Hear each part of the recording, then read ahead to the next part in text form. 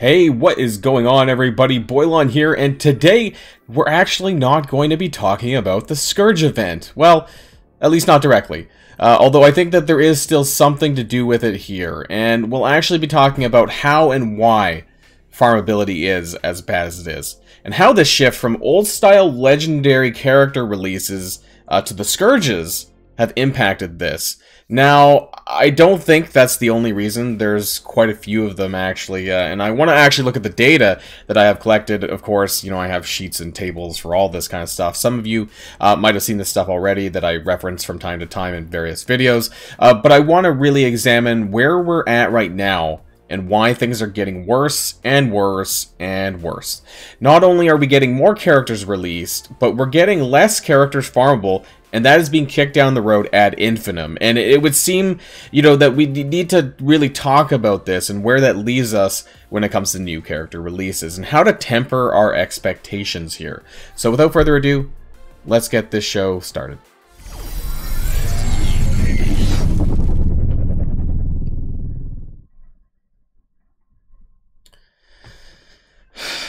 Okay, and so I want to start off here. This is a sheet that that I started recently, actually, but that I've been keeping track of, and this is what I call the MSF events.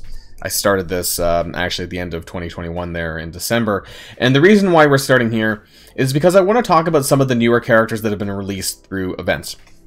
And this kind of like starts to temper our expectations about what's going to be coming soon.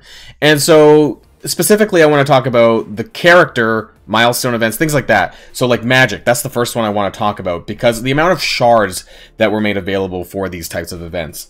And things it's a bit of a roller coaster right now, but things were getting worse for a long time. So starting with magic, there was only about 150 shards that were available from her free-to-play event. If you guys remember, from starting on the 16th of December. This had a store, but there was no way to really farm additional shards for her. Things were okay previous to this, and actually was almost too good. Lady Deathstrike and Icarus, and then after that, things just got a lot worse. And then after that, we had the Scarlet Spider Fresh Horizons event, which was linked to Pocket Dimension 1, and we got 126 Scarlet Spider shards from that event. Now, moving on, we had the Echo Mirror Image event, and that was probably one of the worst, and you can see the downward trend from 150 to 126 to 100. It was a very blitz-heavy event, and you really maximized your shards for Echo like at 100. I think that if you wailed out, you got an additional 50 shards, but otherwise that part was impossible to get for non-spenders. And that brings us a little bit further ahead to Morbius's event, actually, because we didn't really have anything until then. That was the 4th of February for Echo. This was a 15-day event, and that kind of brings us all the way to the Living Vampire event, and that was the Morbius 8-day event. And this was surprisingly, actually, somewhat generous, because there was different thresholds depending on what you crossed, but maximally, is that a word? You could collect 180 shards for Morbius free to play, and that was a 4-star character. Great, you know, but it's such a roller coaster between like 3-star and 4-star, and really what's viable, in my opinion, is 4-star. I think if you want a character that's going to be viable and usable at endgame content, you kind of really need to be at the 4 yellow, 4 red area, right? You know, I don't think 3 is really cutting it. So when it came to Scarlet Spider, I mean, magic aside, because I don't use her in endgame content really, but Scarlet Spider, I know Echo, people didn't really care about Young Avengers either. Scarlet Spider was a big one. And there was additional ways to get shards for these characters. We're seeing them appear sometimes now in the Evil Strange Orb, some milestones randomly, and login calendars randomly. But for their event themselves, it was kind of poor. And so now we're kind of moved up the way to all the way for a new character at Agatha, right? Which is going to be, as of recording this video anyways, is going to be starting on Thursday. It's going to be a 10-day event. It's going to be very blitz heavy as well. But we don't actually know how many shards are going to be available. Now, we do know that it's going to be similar to Moondragon from last year, for those of you who were around for that. So it's a lot of blitzing. You get fragments, you open orbs, and you hope that you get lucky for some Agatha shards. So I don't know where we're going to land in terms of total shards available for her. Probably in the 3 to 4-star range. We might, if you're lucky, you might get 4-star, because I think I did get 4-star for Moondragon, but I know that some people did not, and they only got 3-star. So, you know, it's not going to be super generous. Previous events, like I said, Moondragon, Red Guardian before that, had a similar nature. Why is that important? Because I want to bring your attention to what I call the Farmability Chart. And I've been kind of tracking this more or less since January of 2021. And this tracks the total amount of characters released versus the total amount of characters that are made farmable. And you heard earlier that I made mention about the transition of legendary events from how they were before, you know, the standard style, to the Scourge event, where you weren't required to have certain yellow stars for these characters in order to actually unlock the legendary event, because the legendary character, because they were they are Morgan's a 3-star unlock, right? And so take a look at some of the characters that were made farmable and why that was the case. So starting in January 2021, we had Ghost, Stature, and Yellow Jacket. Actually, we had 4 characters this month, which was stellar, right? We had 3 characters released in the month of January of 2021, but we had 4 characters made farmable, okay? 3 of them, though, because it was prior to Jubilee, Ghost, Stature, and Yellow Jacket, right? So while we had 3 characters released, we had 4 farmable, which gives us a net score of 1. And so if you're trying to read this thing, this net score thing, what this means is how many characters are being made farmable, how many characters were released, what's the net score there. And so things in the green, that's great. But as you can see, if you want to jump ahead a little bit, there's a lot of fucking red as we get closer down to like where we are now. So I'm not going to go through all of this, but you can see in cases where it's just prior to a legendary unlock, right, that it gets better. Longshot, Shatterstar, Multiple Man, Polaris, all of them. Shatterstar wasn't actually directly farmable through arena credits. It was in the orb, unfortunately, but nonetheless, you know, we could say 3 to 4 characters here in this case, and, you know, it's still a net green. Even a 0 is green. It means that it's not getting worse, right?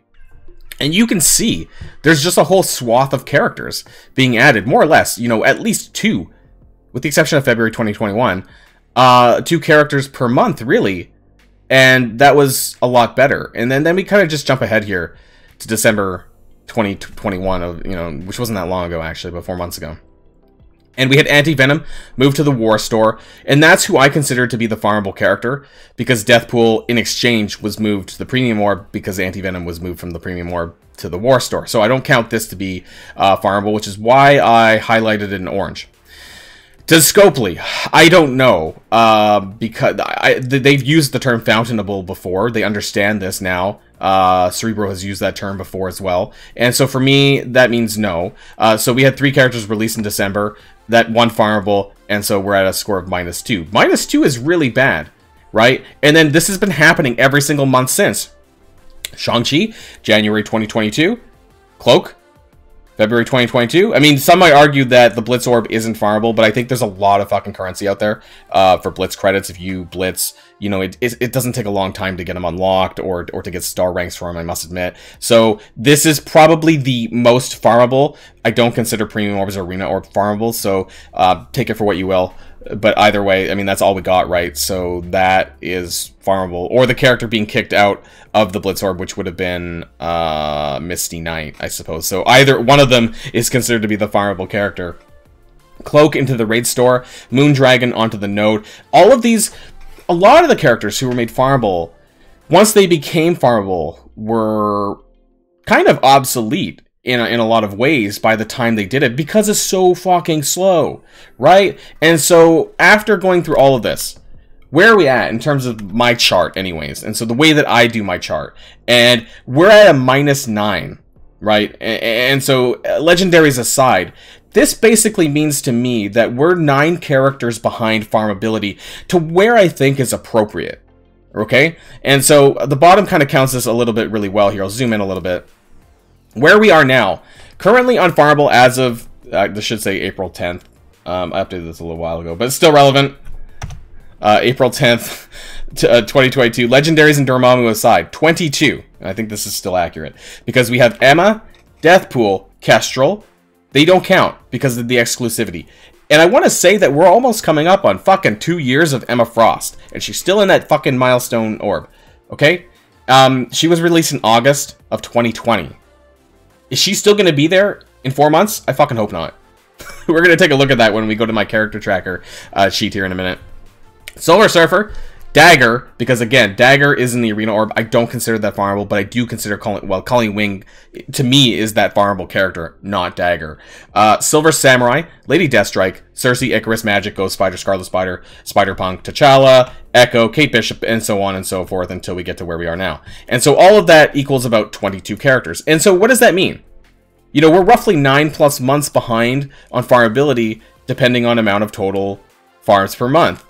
You know, are they waiting for the Cosmic Crucible shop? And we're still waiting for Cosmic Crucible. It's supposed to come in patch 6.0, and we're still waiting. I'm not actually convinced that the Cosmic Crucible store is going to have shards. I think a lot of people are banking that this is going to be the case, and that's why things are so fucking bad. But also don't think that all of the characters in Cosmic Crucible are going to be unfarmables. Because we know that in War, there are characters in the War store that you can also get elsewhere. There are characters, you know, in the Blitz store that you can also get elsewhere. A few cases where they're on nodes as well. So, you know, don't think that the Scourge, the Cosmic Crucible store is going to have, if they do have characters at all, are going to have 9 unfarmable characters. I really don't think that's going to be the case, if it does at all, right? And so, to go back to this -9, what that really means is that if they were to make 9 characters farmable now, we would be probably in a situation where characters would be made farmable within 4 months, I think. But right now, things are really bad because it's getting worse. All these minuses, -1, -2, that means that number is getting worse. That means more characters are being released than being made farmable, and that total is just adding and getting worse and worse and worse every month since basically November 2021. The last time we had a good month was October, and this was Maria, Cap Sam, and Sharon prior to Omega Red. Okay? And so because the impotence that we don't need to have characters farmable, because we can use them at whatever star level for the Scourge event, that means to them that they don't need to make the characters farmable. Because these were the best times, actually. If you look at it, you know, the best times for green positivity was like when we had prior to a legendary event. Secret Avengers, X Factor, Pimtech, for what it's worth, and so on and so forth. You know, like that was the time that we had the majority of characters made farmable in those months because they kind of had to do it, or not, I guess. But, you know, that's where we're at. And so we have tons of characters. And so I've been tracking how long, you know, characters often wait before they become made farmable. And it looks good when you talk about, you know, the Secret Avengers, the X Factor, to some degree. But after that, it's not very good. So starting at, like, the December 2020 patch, you know, we have Shatterstar. You can see it over here. It's just after, and I apologize if you can't see very well. I'm going to scroll over a little bit. I have days since release, this column here. I'm going to zoom in a little bit. And this is the most important. So you can see the characters on the left, and then you can see the days since release, right? And so these are the amount of days before they're made farmable. And so Shatterstar and Longshot aside, because they were released quite a bit earlier before patch 5.2 with the other X Factor. The other ones, it wasn't as bad, necessarily. Yelena and Red Guardian were pushed up because of the Skilletary Flash event. Kitty Pryde, 186 days. I think, frankly, I want to say just right now, anything over 4 months, completely unacceptable. I think that's where we want to be. We need a more scheduled, predictable, farmable track for characters. I heard some people in my my Discord have told me that people that the Star Wars Galaxy of Heroes, they have a more predictable path. Maybe they release characters more frequently, I don't know, but they have a predictable path to farmability. I don't know if it's 3 months or 4 months, but that's somewhere where we need to be for Marvel Strike Force. We need to be at least at the 4 months. Fuck, I would probably take 5 months at this point, but 4 months would be better. You know, so if we look at some of the numbers here, Kitty Pryde, 186 days, 6 months. Iceman, 163 days, over 5 months. Bishop, 182. White Tiger, 193, so this is well over 6 months. Moon Knight, 198. Not that I care too much, but still, you know, that's 6.5 months. Silver Surfer, we're still on 399. So yes, he was in the raid season milestone, but still nowhere. Kestrel, 355. Premium Orb exclusive, been over a year at this point, or just about a year at this point. Colleen Wing went 6 months. Before she was actually officially moved into the store. Misty Knight, 170 days. And then Phyla-Vell, 91. This was a bit of a shocker, although I believe the number here is actually in the Arena Orb, not in the when she was moved into the store. So it's a little bit different from that. But still, Phyla-Vell. Anyways, let's move on. So Secret Avengers, this is really telling, right? Less than 4 months. In some cases, less than 3 months. Maria Hill is 78 days. Wow, like, can we get back to this? Cap Sam, 94 days. Holy shit. Some of the best characters in the game, around 3 months. Why can't we get that? Deathpool, 245 and counting. Shang-Chi was 130 days into the Blitz Orb, so this is the one instance where I consider more farmable than some of the others. Cloak was 148 days. Honestly, a bit surprised it didn't go longer. Dagger, 215 days, although I'm still counting that because of the Arena Orb, so it's still clicking. And Silver Samurai, so this is kind of where we're at now. The Weapon X patch from September, or from September 28th. And that's 193 days for Silver Samurai, 185 days for Lady Deathstrike. And so we're at 6 months. This is kind of where we're at now. I'm wondering if the first character of May, if we're going to get Silver Surfer, or if we're going to get Silver Samurai. Are they just going to be like, here, Silver Surfer after like a year, and then Silver Samurai gets pushed back to June? Like, that would be fucking bogus, right? You know, maybe Silver Surfer will be in the Cosmic Crucible store. Who knows? Like, I don't know. But the point is that things should not be waiting this long.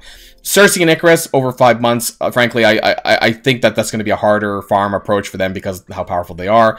But regardless, like, we go on and on and on. And frankly, 4 months is probably the longest a character should go. And Ghost Spider here, 122 days from when she was put into the raid season. I've tentatively put that in as farmable because you do get a shit ton of shards. I don't know how long it's going to last, but I believe it's like 42 shards per season, which is quite sizable. I know it's not long-term farmable, and we're kind of talking about the Silver Samurai kind of thing, a Silver Surfer kind of thing. But, you know, as far as newer characters go, this is probably one of the best ones that are getting shards much sooner before they become obsolete.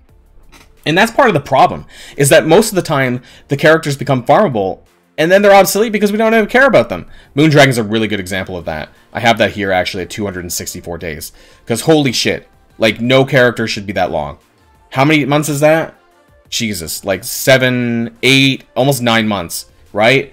That is fucking awful. So no character should get the Moondragon treatment. People should be more like the Secret Avengers treatment, where it's like 4 months maximum. 3 to 4 months. That's where we should be at.